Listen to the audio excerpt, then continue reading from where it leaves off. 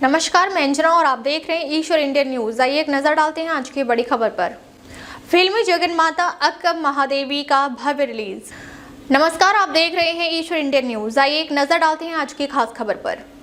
आज दक्षिण भारतीय सिनेमा, विशेष रूप से कन्नड़ फिल्म उद्योग के लिए एक बड़ा दिन है। महान समाज सुधारक और कवियत्री अक्का महादेवी के जीवन पर आधारित फिल्म जगन माता अक्का महादेवी आज यानी 2 जनवरी 2026 को सिनेमाघरों में रिलीज हो चुकी है।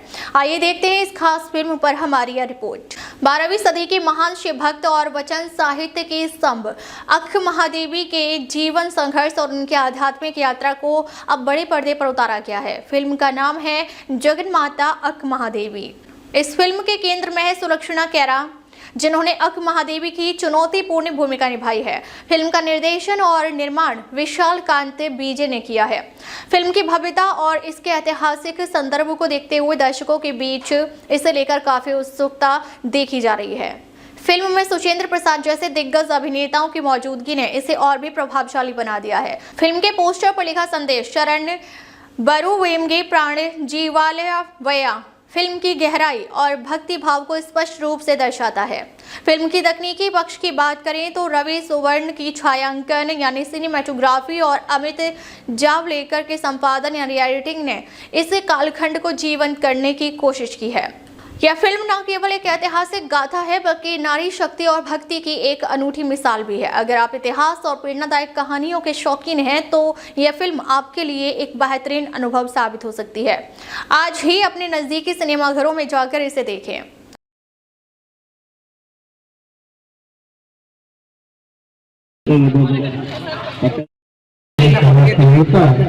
ಅಕ್ಕರವರು ಪೂಜೆ ಕಾರ್ಯಕ್ರಮ ಏರ್ಪಡಿಸಿದ್ದಾರೆ. ಆದಷ್ಟು ಶಾರ್ಟ್ ಬೇಗ ಕಾರಣ ನಮ್ಮ ಸುಮಾರು 12 ಗಂಟೆಗಾಗುತ್ತೆ. ಎಲ್ಲರಿಗೂ ಸ್ವಾಗತ ಬಯಸುತ್ತಾ ಎಲ್ಲರಿಗೂ ದಯವಿಟ್ಟು ಯಾರು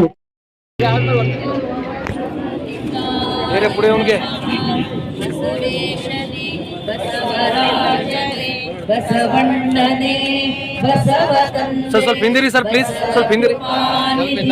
ಬಸವಪರಮೇಶ್ವರೀಶ್ವರ ಬಸವ ಪ್ರಮಥಾದಿದೇವ ರಕ್ಷಿಸು ಬಸವ ರಕ್ಷಿಸು ಬಸವ ರಕ್ಷಿಸು ಬಸವ ಜೈ ಗುರು ಬಸವೇಶ್ವರ ವಿಶ್ವಗುರು ಬಸವಣ್ಣನವರಿಗೆ, ಮಹಾದೇವಿ ತಾಯಿಯವರಿಗೆ, ಜಗನ್ಮಾತೆ ಚಲನಚಿತ್ರಕ್ಕೆ, ಜಗನ್ಮಾತೆ ಅಕ್ಕ ಮಹಾದೇವಿ ಅವರ ಚಲನಚಿತ್ರಕ್ಕೆ ಯಾವುದೇ ಜಾತಿ ಭೇದವಿಲ್ಲದೆ, ಲಿಂಗ ಭೇದವಿಲ್ಲದೆ, ವರ್ಣ ಭೇದವಿಲ್ಲದೆ ಎಲ್ಲರೂ ಸಮಾನರು ಅಂತಕ್ಕಂಥ ಒಂದು ಕ್ರಾಂತಿಯನ್ನು 12ನೇ ಶತಮಾನದಲ್ಲಿ ಜರುಗಿತ್ತು. ಅಂತ ಒಂದು ಕ್ರಾಂತಿಯಲ್ಲಿ ಉದಯವಾಗಿ ಬಂದಿರತಕ್ಕಂಥ ವೀರ ವೈರಾಗ್ಯ ನಿಧಿ ಜಗನ್ಮಾತೆ ನಮ್ಮೆಲ್ಲ ಮಹಿಳಾ ಕುಲಕ್ಕೆ ಕೀರ್ತಿಯನ್ನು, ನಮ್ಮೆಲ್ಲರಿಗೂ ಧೈರ್ಯವನ್ನು ಕೊಡತಕ್ಕಂಥ ಅಕ್ಕನ ಒಂದು ಅಕ್ಕ ಜಗನ್ಮಾತೆ ಅಕ್ಕ ಮಹಾದೇವಿಯವರ ಚಲನಚಿತ್ರ ಇವತ್ತಿನ ದಿವಸ ನಮ್ಮ ವಿಷ್ಣುಕಾಂತ್ ಬಿಜಿ ಅವರು